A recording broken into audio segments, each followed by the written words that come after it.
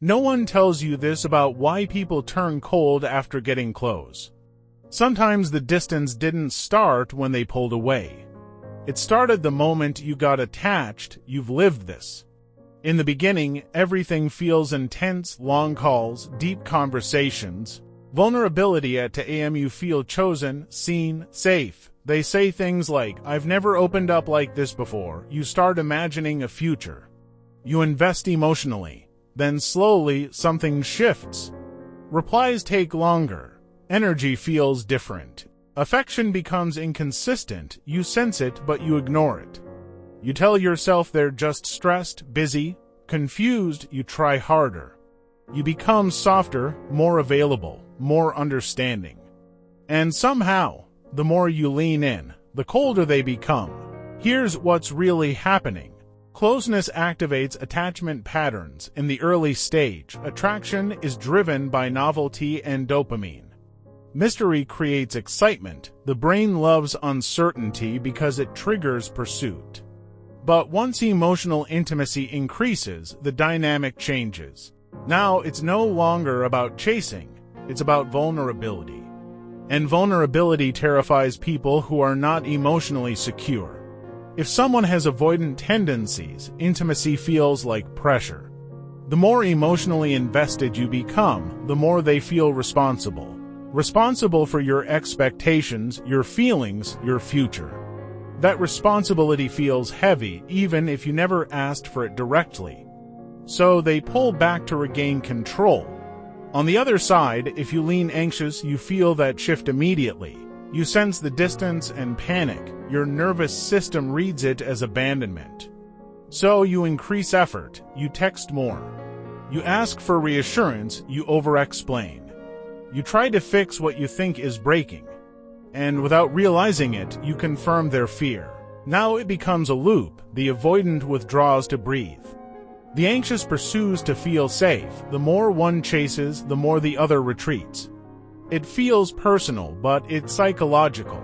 Here's the uncomfortable truth. Sometimes people act warm when the connection is light because there's no risk. No expectations, no accountability. They enjoy the attention, the validation, the ego boost. But once things become real, once exclusivity or emotional depth enters the picture, they realize they don't actually want the responsibility of something serious. So they cool off instead of communicating. And sometimes it's not attachment style. It's power. In the beginning, interest is balanced. Both of you are investing equally. But when one person starts investing more, the balance shifts. The one who cares less now holds more emotional leverage.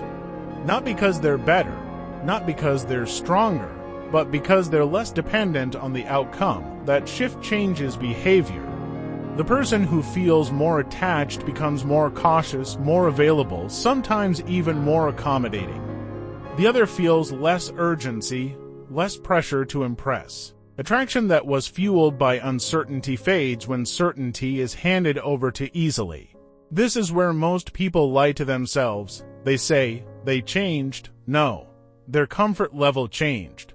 Their incentive changed, the dynamic changed. You stopped being a challenge, you became a guarantee. And guarantees don't create tension, they create safety. And for someone addicted to excitement, safety feels boring. Now let's talk about gender psychology without sugarcoating it. Many men are socialized to value pursuit. They feel alive when earning attention, when proving themselves, when overcoming resistance. Once emotional security is established too quickly, some lose that internal drive, not because they don't care, but because their attraction was tied to the chase. Many women, on the other hand, are socialized to seek emotional security. When they feel closeness, they attach deeper, they invest more nurturing energy. But if they sense emotional inconsistency, they may either cling tighter or shut down completely to protect their pride. Both reactions come from fear, not strength. And here's another hard truth. Sometimes people turn cold because they finally saw the real you and it didn't match the fantasy they built. Early dating is performance. You show your best angles. your patience, your charm, your ambition, but over time, masks slip, insecurities appear, emotional neediness shows up, control issues surface, and instead of addressing it, people quietly detach. It's easier to withdraw than to have an honest conversation.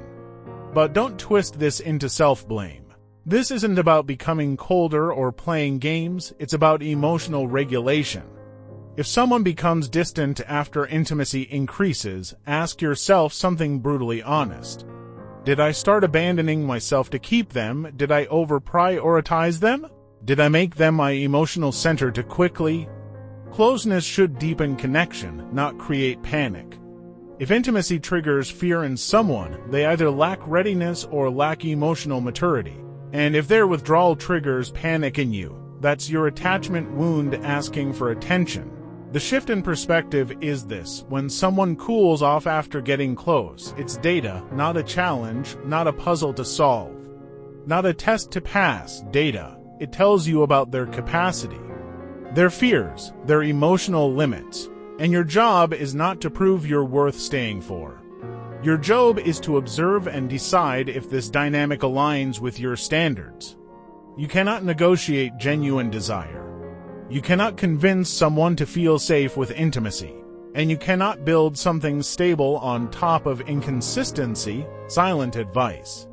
Slow down emotional investment. Let actions lead words.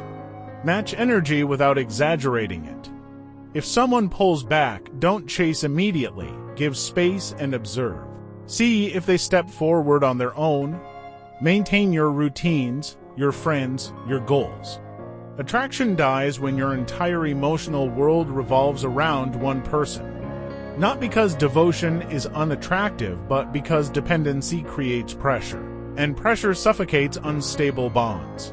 Most importantly, stop romanticizing potential, judge behavior. If warmth turns into coldness every time things get serious, that's a pattern. Patterns are louder than promises.